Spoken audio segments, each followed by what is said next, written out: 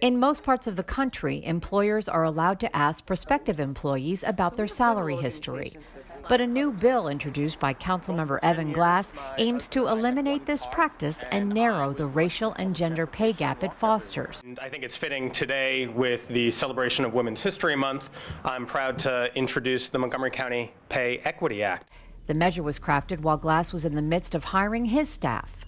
I realized that the HR policies were asking my staff, my potential staff members, for their salary history to justify the salary that we were providing. And it struck me as odd because I know that if you rely on previous pay, you're only perpetuating the income gap that already exists.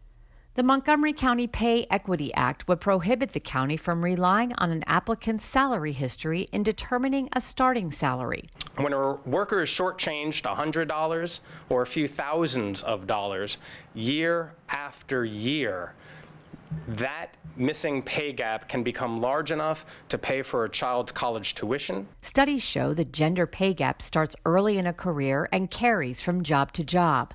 On average, women earn 79 cents for every dollar of their male counterparts, and for African American and Latino women, it's even less.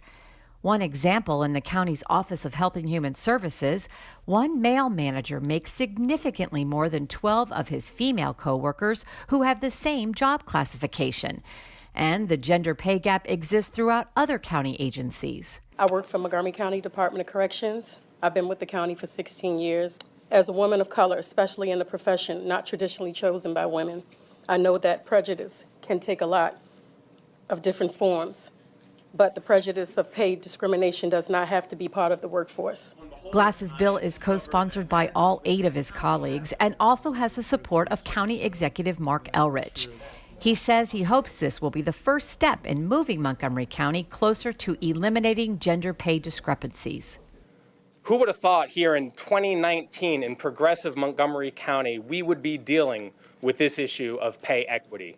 But here we are. This piece of legislation has support from all the major labor organizations here in Montgomery County, from women's rights organizations. We are tremendously grateful to Councilmember Evan Glass for championing this bill. And we are in line with the state of New Jersey and the city of Chicago, 2 of the largest organizations that forbid the practice of looking at pay history for their government employees.